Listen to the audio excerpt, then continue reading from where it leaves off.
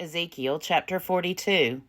Then he led me out into the outer court, toward the north, and he brought me to the chambers that were opposite the temple yard, and opposite the building on the north.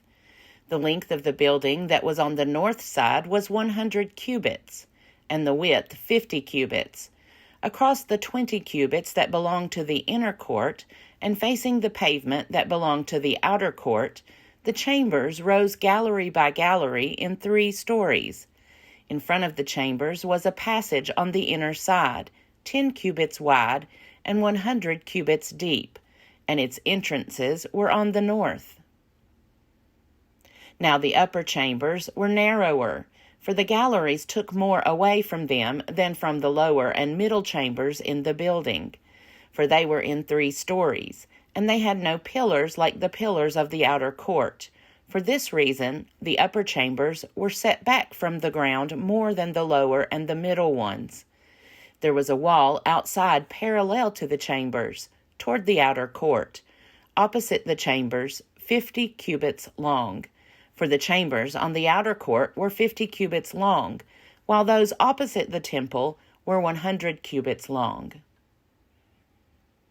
At the foot of these chambers ran a passage that one entered from the east in order to enter them from the outer court. The width of the passage was fixed by the wall of the court. On the south also, opposite the vacant area and opposite the building, there were chambers with a passage in front of them. They were similar to the chambers on the north, of the same length and width, with the same exits and arrangements and doors. So the entrances of the chambers to the south were entered through the entrance at the head of the corresponding passage, from the east, along the matching wall.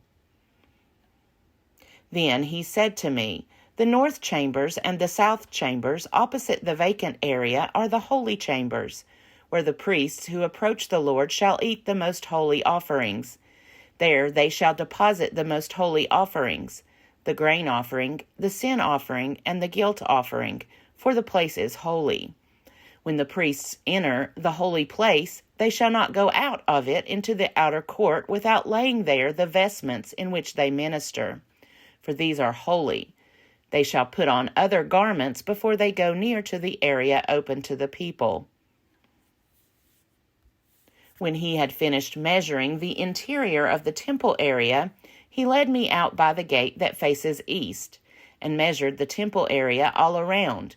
He measured the east side with the measuring reed, 500 cubits by the measuring reed. Then he turned and measured the north side, 500 cubits by the measuring reed.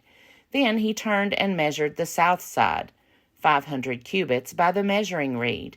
Then he turned to the west side and measured, 500 cubits by the measuring reed. He measured it on the 4 sides. It had a wall around it, 500 cubits long and 500 cubits wide, to make a separation between the holy and the common. Ezekiel chapter 43. Then he brought me to the gate facing east, and there the glory of the God of Israel was coming from the east. The sound was like the sound of mighty waters, and the earth shone with his glory. The vision I saw was like the vision that I had seen when he came to destroy the city, and like the vision that I had seen by the river Chebar, and I fell upon my face. As the glory of the Lord entered the temple by the gate facing east, the Spirit lifted me up and brought me into the inner court, and the glory of the Lord filled the temple. While the man was standing beside me, I heard someone speaking to me out of the temple. He said to me, "Mortal, this is the place of my throne and the place for the soles of my feet, where I will reside among the people of Israel forever. The house of Israel shall no more defile my holy name, neither they nor their kings, by their whoring, and by the corpses of their kings at their death. When they placed their threshold by my threshold, and their doorposts beside my doorposts, with only a wall between me and them, they were defiling my holy name by their abominations that they committed. Therefore I have consumed them in my anger. Now let them put away their idolatry and the corpses of their kings far from me, and I will reside among them forever. As for you, mortal, describe the temple to the house of Israel, and let them measure the pattern, and let them be ashamed of their iniquities. When they are ashamed of all that they have done, make known to them the plan of the temple, its arrangement, its exits and its entrances, and its whole form, all its ordinances and its entire plan and all its laws, and write it down in their sight, so that they may observe and follow the entire plan and all its ordinances. This is the law of the temple. The whole territory on the top of the mountain all around shall be most holy. This is the law of the temple. These are the dimensions of the altar by cubits, the cubit being 1 cubit and a handbreadth. Its base shall be 1 cubit high and 1 cubit wide, with a rim of 1 span around its edge. This shall be the height of the altar, from the base on the ground to the lower edge 2 cubits, with a width of 1 cubit, and from the smaller ledge to the larger ledge 4 cubits, with a width of 1 cubit, and the altar hearth 4 cubits, and from the altar hearth projecting upward 4 horns. The altar hearth shall be square, 12 cubits long by 12 wide. The ledge also shall be square, 14 cubits long by 14 wide, with a rim around it 1/2 cubit wide, and its surrounding base 1 cubit. Its steps shall face east. Then he said to me, Mortal, thus says the Lord God, these are the ordinances for the altar. On the day when it is erected for offering burnt offerings upon it, and for dashing blood against it, you shall give to the Levitical priests of the family of Zadok, who draw near to me to minister to me, says the Lord God, a bull for a sin offering.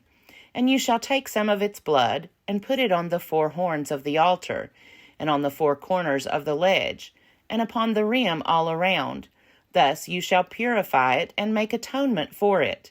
You shall also take the bull of the sin offering, and it shall be burnt in the appointed place belonging to the temple, outside the sacred area.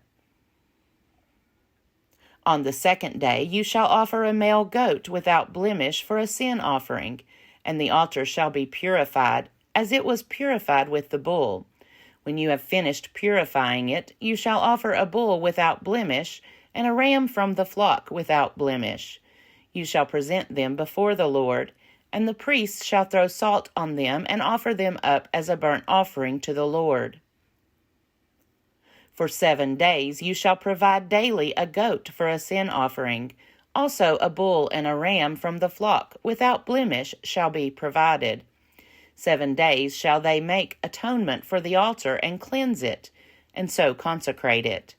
When these days are over, then from the 8th day onward the priests shall offer upon the altar your burnt offerings and your offerings of well-being, and I will accept you, says the Lord God.